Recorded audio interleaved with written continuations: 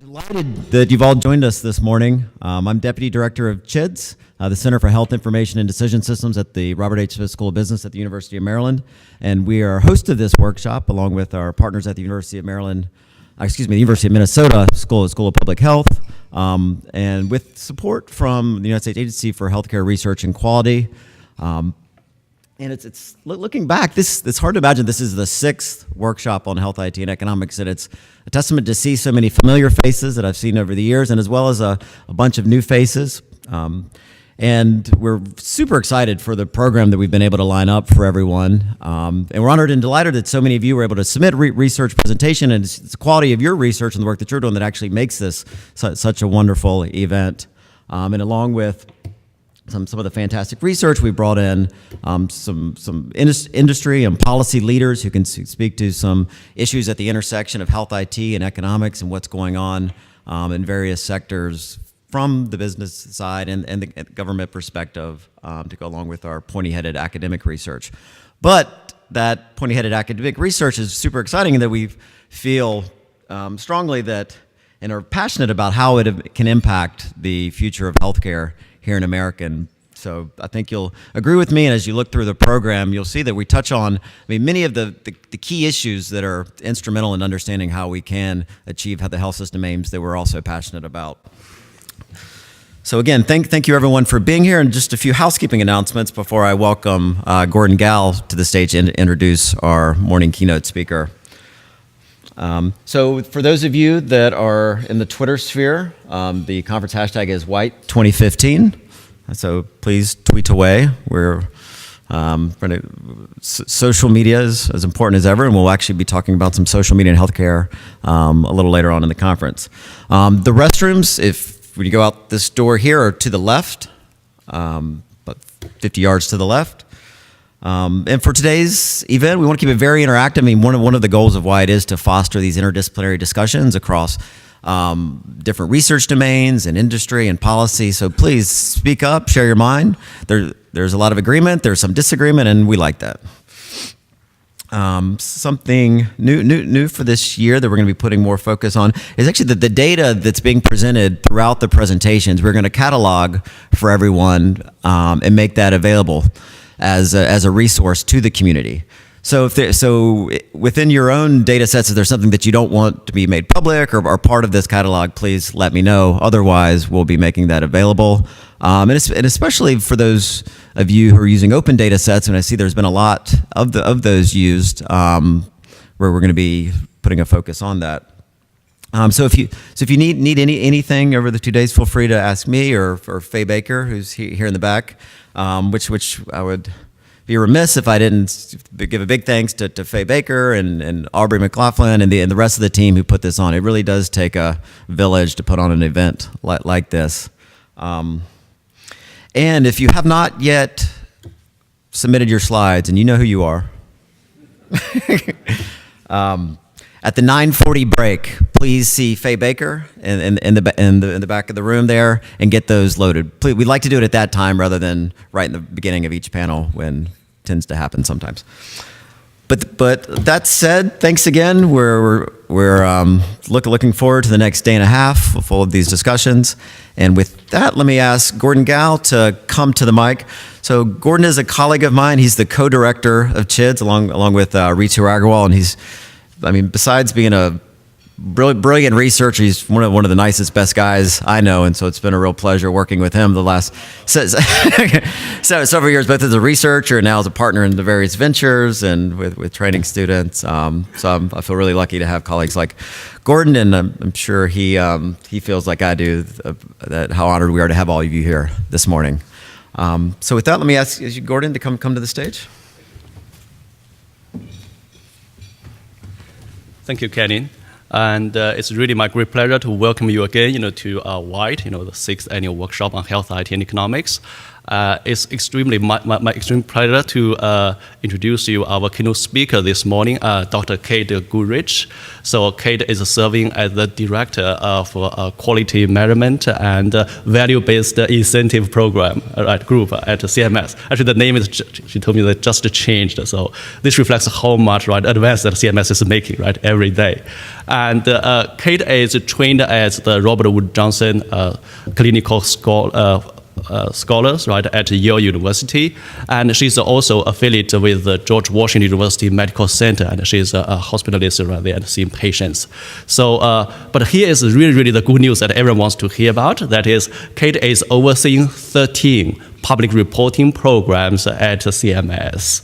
What does this mean? This means a lot of data coming over to the researchers, right? So, and what's more, and she's also overseeing the meaningful use, for health IT at CMS. She's a very influential thought leader in reshaping the quality transparency initiatives at both CMS and, broadly speaking, at HHS. So we're really fortunate to have Kate talking to us this morning, and I believe that she's going to from her perspective, what is going on at CMS, and this is really something that's very useful and valuable to us. So thank you very much, Kate. Great. Hi, everybody. Good to be here talking to you about quality and transparency. That is fundamental to what I do at CMS. So we recently had a small reorganization within CMS where the Meaningful Use program came under my shop, as well as a number of other quality reporting, public reporting, and value-based incentives programs, such as the hospital value-based purchasing program. And actually now we're up to 20 programs. Quality, value-based purchasing, and public reporting programs. So I'm going to talk to you a little bit about, just sort of set the context for you about where CMS is trying to go, some of the goals we're trying to achieve, and how we're trying to get there. And then I'll dive a little bit more into some of our transparency efforts. I will say most of this presentation is at a medium to high level, but if you have any questions along the way or at the end, I'd be happy to answer them. So I probably don't need to tell this audience about the weaknesses of the fee-for-service system and why this country has been trying to move away from the traditional fee-for-service system over the last several years. The move towards value-based purchasing and alternative payment models is not unique to CMS, although we have certainly set a number of very specific goals around transitioning into new payment systems. But certainly the private sector has been doing this for some time and is continuing to do this as well. We picked three of the primary weaknesses of the fee-for-service payment system, just to remind everybody what this country has been experiencing over the last many years. So obviously excessive use of low-value services. When you're paid for volume, that is something that we have definitely seen throughout our lifetimes. Insufficient incentives to improve the quality of care. We know that while reporting and public reporting of quality measures is very important to start driving towards improvement, until you really tie financial incentives to that, you don't get that acceleration in quality that you would like. And then very poor coordination of care. I'm in addition to my role at CMS and being a practicing physician, I'm also a caregiver. My mother, who is a 78-year-old Medicare beneficiary with multiple chronic conditions, lives with me. And I am sort of her healthcare navigator, in addition to being her daughter. I've seen her receive excellent care. I have also seen her receive very poor care, mostly related to difficulties in coordination of care and duplication of tests and that sort of thing. It's actually usually not because a bad medical decision is made and it's poor quality medical care. It really has to do with the system itself. So this is something that's very near and dear to my heart. Most of you probably know, or many of you know, that back in March of this year, the Secretary of HHS highlighted and outlined a couple of different goals for the Medicare program, and invited invited private payers and states to participate in these goals. And I'm going to talk about those in a minute. To move us into alternative payment models and a value-based payment system. But in order to facilitate that movement and be successful with that movement, there are three basic underpinnings. There are three things that we must, as a nation, collectively across the public and private sector, focus on in order to achieve high-quality, high-value care. care. The first is how we pay people, right? So that's incentives.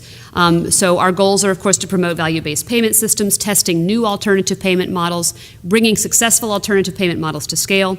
Second is care delivery, what I was just talking about, care coordination, a really meaningful focus and incentivizing better coordination of care, integration of care services, such as, for example, integration of clinical and behavioral health, something a lot of folks are working hard on. Really focusing on improving the health of populations and communities, while also focusing on the needs of individual patients and ensuring that they are very involved in defining their needs and sharing in decisions about their medical care.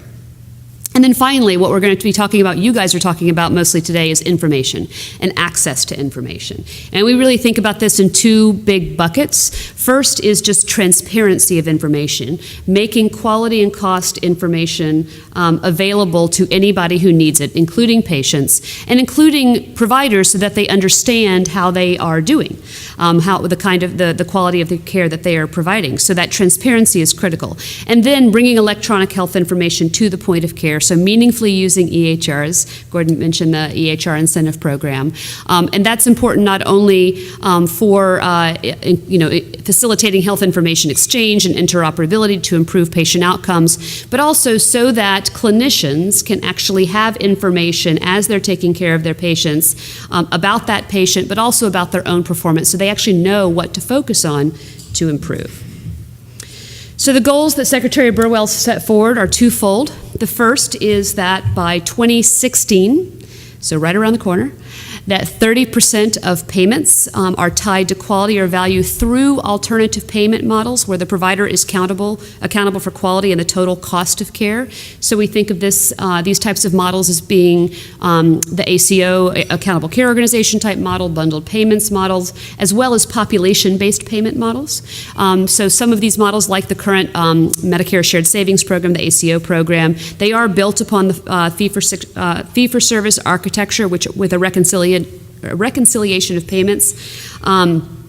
And then you have population-based payments, which are really not at all, they're not built on the fee-for-service system at all. So by 2016, we're at 30%, and that by 2018, we're at 50%.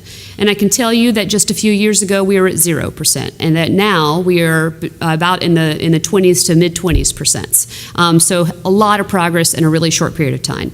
And the second goal is that Medicare fee-for-service payments are tied to quality and value, whether or not they are through an alternative payment model. So this includes what's in Goal 1, so ACOs, bundled payments, but also includes programs that we have, such as the Hospital Value-Based Payment Program, the upcoming Merit-Based Incentive Payment System for physicians, or the current Physician Value Modifier, and programs like that. And again, the Secretary, in her announcement and in the ongoing work that's been happening, invited private payers and states to share in these goals. Good news is that we have, at this point in time, 7 out of 10 of the largest payers who have bought into these goals, agree with these goals, and are working towards them as well. So we will not transform the healthcare system from CMS alone. It has to be done in partnership with others. And the great news is that there's been incredible buy-in across the spectrum to these goals. This is just another way of looking at what I just mentioned. I think the really striking thing here, do I have a pointer? Yes, is that in 2011 that we had no payments coming through alternative payment models, and now we're actually a little bit above. In 2014 at about 20%, we're obviously a little bit above that now. We really think we are going to achieve this goal of 30%. Already in 2014, primarily because of incentives through the Affordable Care Act, as well as a couple of other pieces of legislation prior to that, we were at about 68% in 2011 for any link to quality. Again, some of the programs I mentioned, and we're above 80% at this point. We're definitely going to be meeting that 85%. So moving on a little now to talk a little bit more about how information can be used to make better decisions. We have a number of compare sites that you may be familiar with. We have these for nursing facilities, hospitals, physicians, clinicians, dialysis facilities, home health care agencies, and we are working hard on developing compare sites for other types of providers that we don't currently have those types of sites for, such as long-term acute care, hospice, and rehabilitation facilities. We also do regular data releases on spending and quality and other information that is important to consumers but also to others. And we will be rolling out next year the quality rating system for qualified health plans. This will be a star rating system for qualified health plans. Actually, health plans right now in the marketplace are reviewing their preview reports on their initial star ratings. It's part of our beta test. This was a requirement of the Affordable Care Act to develop a quality rating system so that when a consumer goes into the healthcare marketplace, whether it's the federal marketplace or a state-based exchange, that they can use quality information to help them choose a health plan. And so when consumers go on to healthcare.gov or their state-based exchange next year in preparation for 2017 coverage, they will be able to see each plan's quality rating, which is based upon a number of different quality measures. And then, of course, electronic health record adoption and the importance of that I already mentioned. I'm going to highlight a few transparency efforts. So many of you know that CMS has a site now called Open Payments Data, where we've released quite a bit of data, particularly around physician utilization, hospital utilization. Much of this is, I will be honest, a lot of this is not necessarily in the most consumer-friendly format. We are looking at how we can actually build this information into some of our compare sites in a way that is easy for consumers to understand. I will say it's a little bit more challenging to figure out how to display that information and explain that information to consumers as opposed to researchers such as many of you. But we also know that there are third parties out there who take this data and may make it more accessible and more understandable for consumers as well. And we think that's a good thing. Public reporting. So my shop runs most of the compare sites I just talked about, with the exception of Nursing Home Compare, although we do develop most of the quality measures for the Nursing Home Compare site. Public reporting at CMS began quite a while ago. It began on hospital reporting, just to focus there for a minute, with a sort of a starter set of 10 measures many, many years ago. Now we publish over 100 quality measures on a hospital compare website. Some would say that's too much of a good thing. That is a lot of measures. So we're constantly working to try to not only refine the measure set and what is most important to be measuring for the different facility types, but also how we display that information. So measures, for example, for the hospital compare site include processes of care. For example, whether or not patients who had a stroke are discharged on a statin, for example. That's a sort of a classic process of care measure. The Joint Commission uses many of those measures as well. We also have a number and a growing number of outcome-based measures, such as readmissions and mortality. I would include safety and infection measures in that category, complication measures. We do have some structural measures, which are measures of particular facets of a hospital. One example of that would be whether or not the hospital participates in a particular type of quality registry, for example. We don't have as many of those types of measures. And then we have HCAP survey data, which is our patient experience data, something that we know from many years of experience with this is very, very important to patients and more understandable by patients, because it asks questions like, how well did your doctor communicate with you? How well did your nurse communicate with you? How well did you understand what you were supposed to do when you left the hospital? Those are topics that are much more meaningful to patients. So hospital compare gets actually probably some of the highest traffic of any of our compare sites. We know that some of that is from consumers and patients, but a lot of it is also from researchers, and certainly quite a bit of it is from providers as well. So this is just a snapshot of what our homepage, our landing page looks like, a number of sessions and page views. I'm not going to read through all of that, but just to give you a sense. We also have Nursing Home Compare. This has also been around for a long time. Nursing Home Compare has a star rating system. It was really the first star rating system for all of our provider compare sites. This summarizes a vast amount of data, so not just quality measures, but also measures around staffing reports, inspection reports, and it creates ratings for about 16,000 nursing homes, so it's very comprehensive.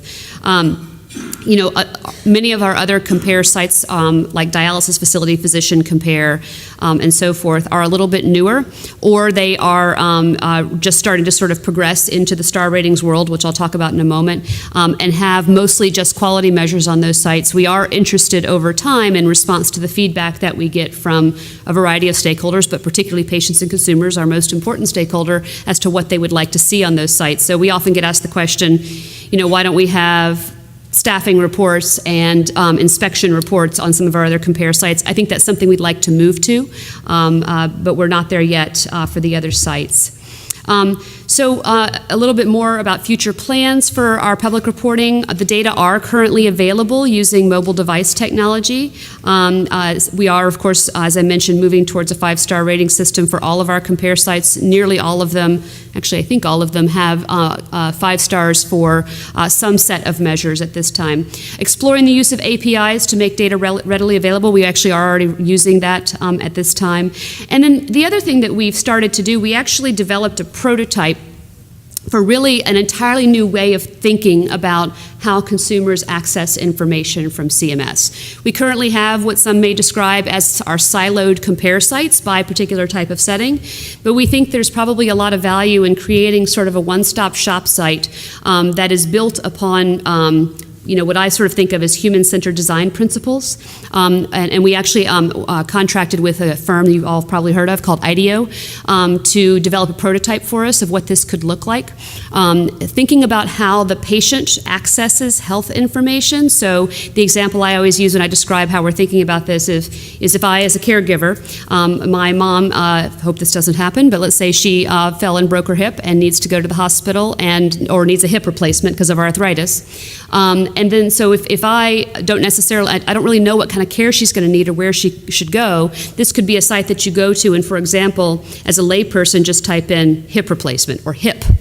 And then through a series of questions would guide you towards the information that would be most useful to help make decisions around not only the right hospital, but the right orthopedic surgeon and, choices for post-acute care and that sort of thing, because people don't always know exactly what they need to look for, right?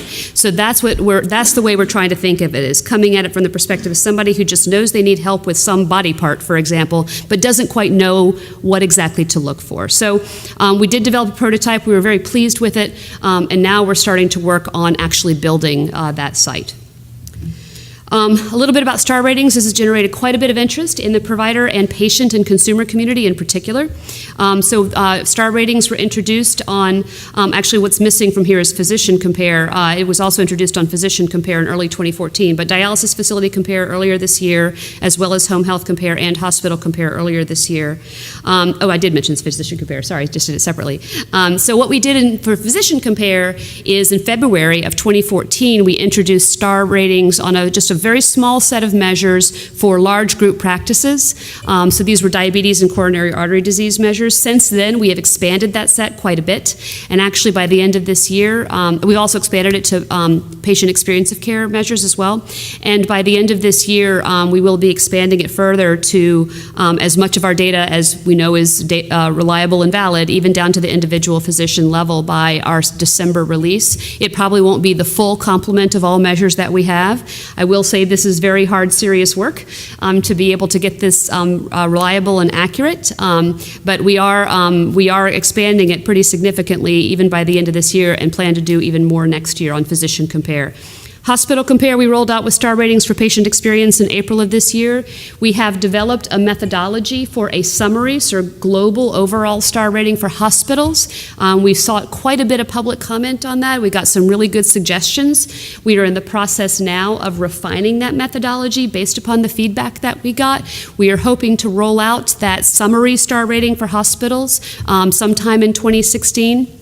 And then the plan is to move to domains of star ratings with feedback that we've heard from a lot of patients and consumers in particular, that having star ratings around infections or around readmissions or what have you would be very valuable to them. That's something that we're interested in for our other sites as well. It's a little bit easier with Hospital Compare because there's so many measures that you can do that with. But we would like to be able to do that as well for our other sites.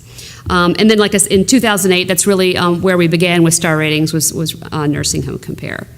The Affordable Care Act actually authorized us to expand our public reporting across multiple different provider types. So you may or may not know that there are actually quality reporting programs for all post-acute care facilities at this point. So again, long-term acute care, inpatient rehab, and hospice were the three that were authorized by the Affordable Care Act. Home health was already a quality reporting program. And what comes with that, of course, is not only asking providers to report quality measures to us, but then followed by that is the public reporting of that information.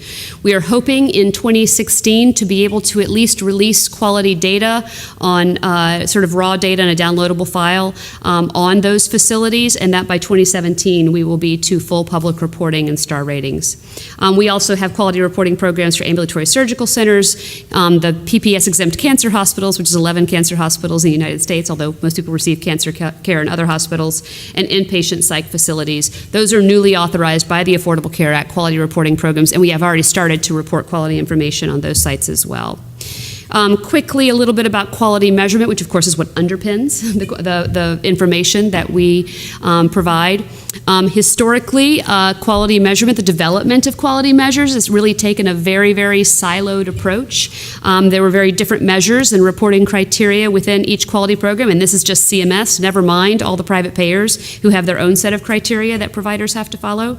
There was really not any very clear measure development strategy, sort of writ large, and was very heavy on process measures, which quite frankly was probably the place to begin to sort of get all stakeholders, not just providers, sort of in the game and understanding the importance of quality measurement, how to collect quality measures, how to improve in certain areas. But with this, there's really been this proliferation of quality measures, and we're guilty of it as much as anybody, probably more than most people. And so what that has led to is really too much noise in the system and not enough focus on the right areas to improve quality. And this has led to a lot of confusion for stakeholders. It's very burdensome for providers, not just the act of collecting the information being burdensome, but being asked to focus on so many different areas to improve. Again, that goes back to not really a clear measurement strategy. And it's burdensome to us at CMS. As new laws were passed to stand up new quality reporting programs, we stood up sort of these different stovepipe IT solutions to all these different programs. That landscape has changed considerably over the last several years. We've really been able to define our vision around quality measurement in great part because of the requirement that we develop a national quality strategy with a lot of public input. And so now just some basic sort of high-level principles that we have and try to adhere to for quality measurement, really aligning our measures around the 6 domains of the quality strategy that for those of you who don't have it memorized like I do, it's patient safety, care coordination, patient engagement, population health, effective clinical care, and affordable care or lower costs through quality improvement. And really identifying what are the key gaps within each of those domains that we need to be focused on. The effective clinical care and prevention domain is the one that has by far the most measures, although we're starting to fill a lot of those gaps elsewhere.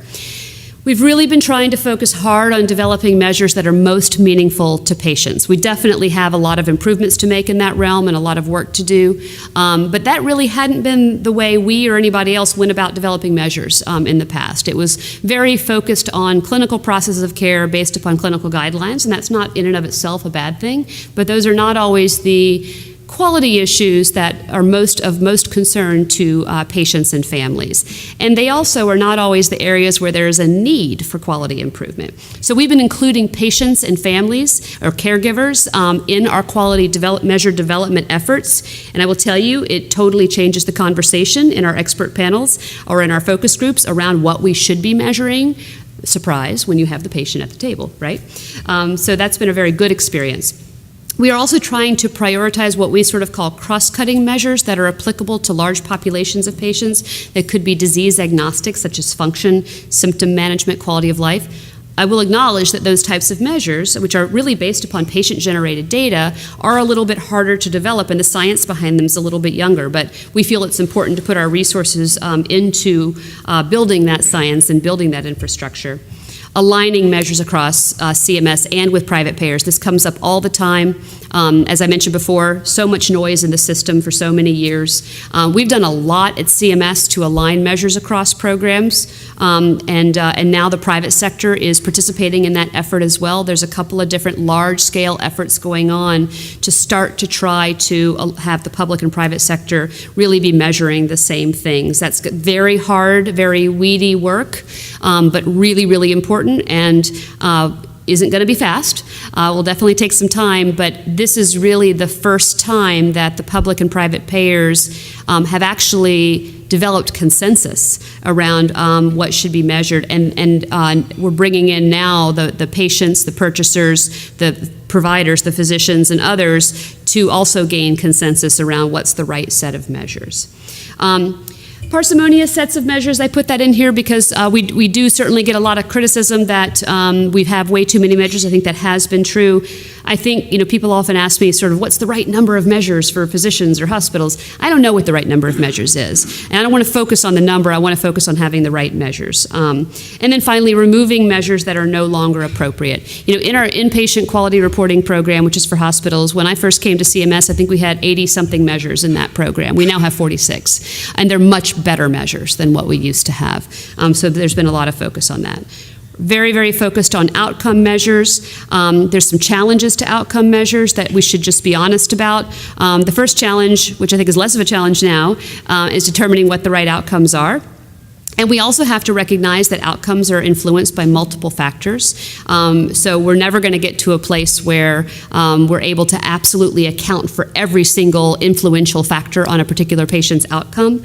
And so that means we have to really determine what are the thresholds for good performance, how good is good enough. But we think that this is so important to ask of providers to really be focusing on improving outcomes for patients, because not only is that what patients really care about, but we also know that how providers perform on process measures really does not have much relationship to how they perform on the related outcome measures. And so that's another, there's been a body of evidence generated over the last several years that has shown us that.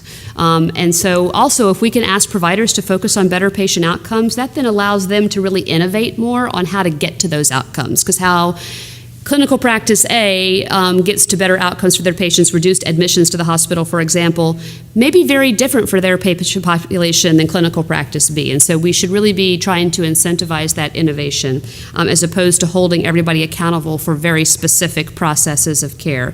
And I think those types of measures are really important for providers who, in their sort of internal quality improvement efforts, but we think in a value-based payment construct, that paying for processes of care is not probably where we want to be. We want to be paying for those outcomes. A lot of challenges to measure development, again, defining the right outcome, engaging patients in the measure development process. I think this challenge is waning considerably as we learn how to do it well.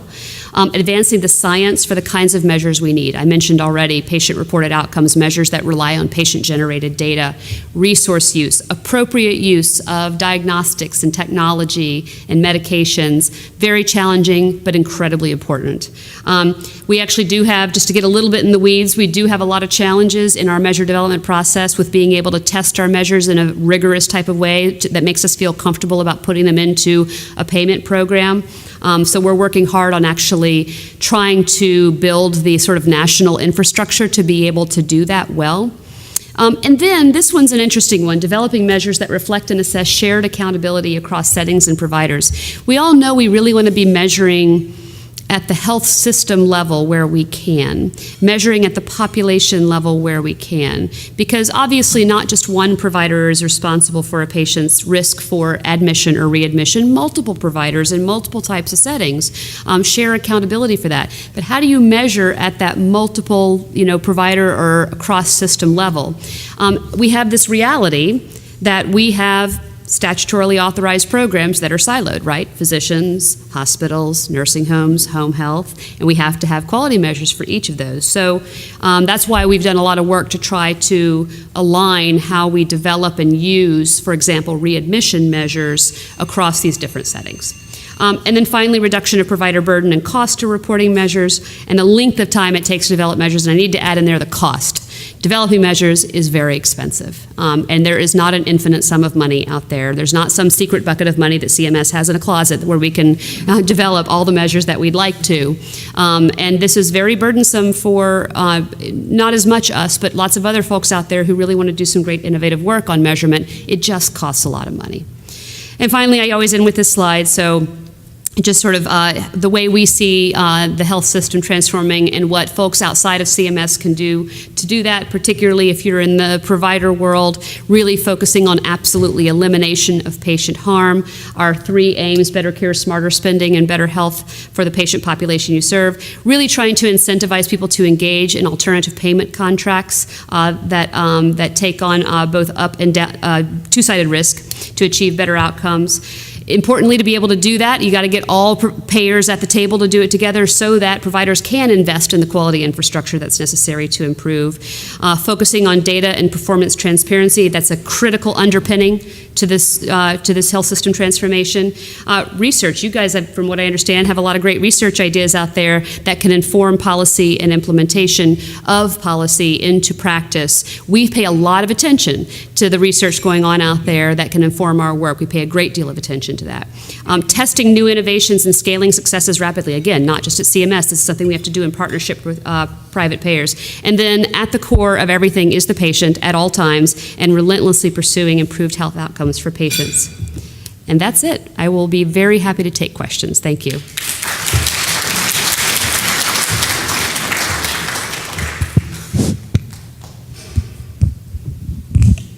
Okay, we'll take some questions. We ask that you do use the microphone as we're recording this, and it helps with the AV. Just,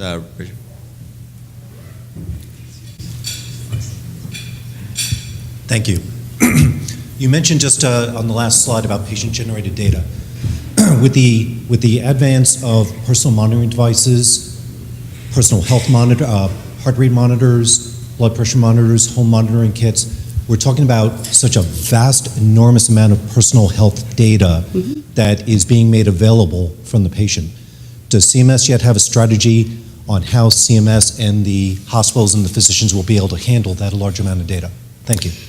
And I think that what you just described is growing tremendously, will grow even more. You know, we just finalized the meaningful use rule, which was and the ONC's certification, 2015 certification rule, which will very likely incentivize the growth of APIs, apps for sharing, collection and sharing of personal health information even more than we have now.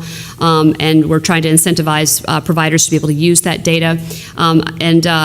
As I was talking with someone earlier today, one of the challenges there as it relates to quality measurement is having standards around those data.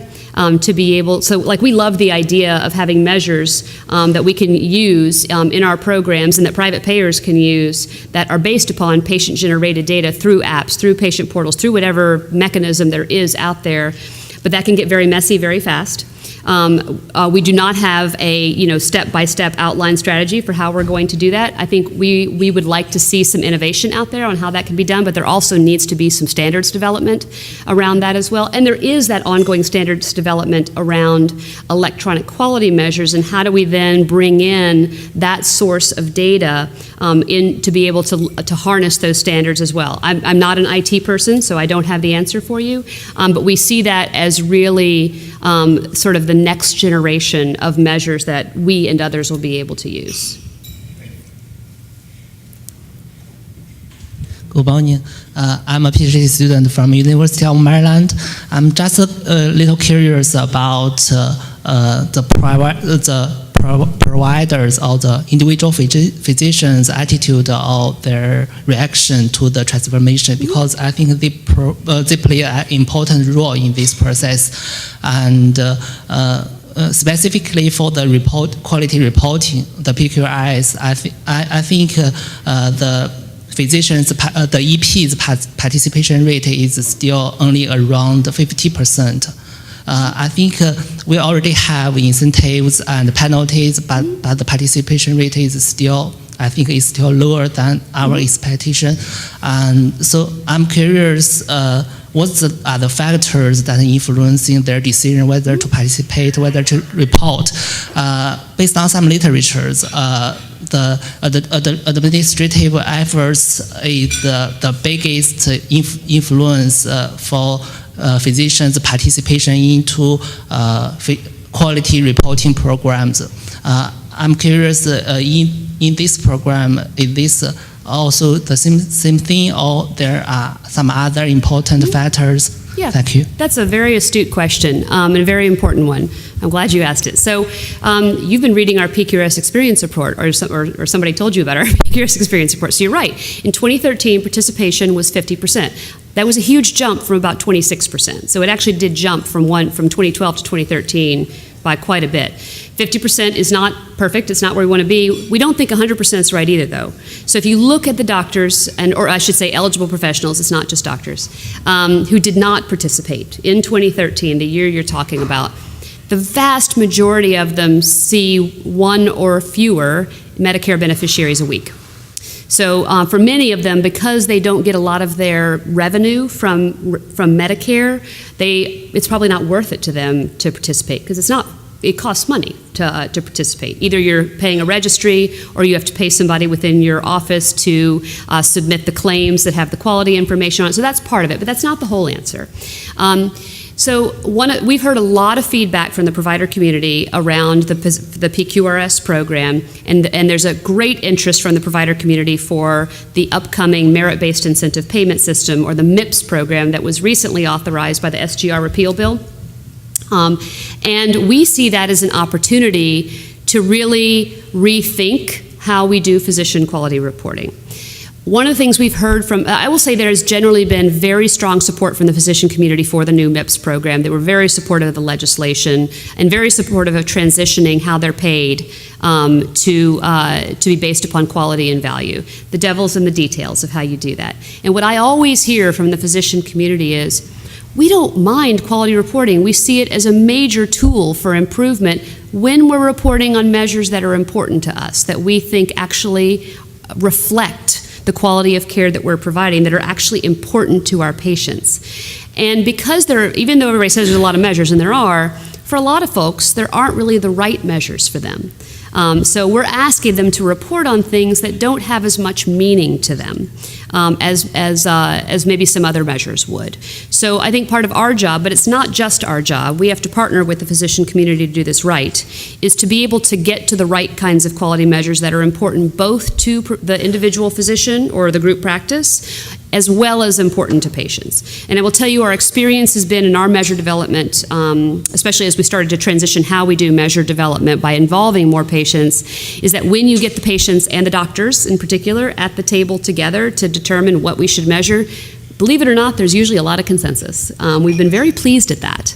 And so I think we need to build upon that model so that when you were asking physicians to take time out of their day, to pay some money, to report quality measures to us, that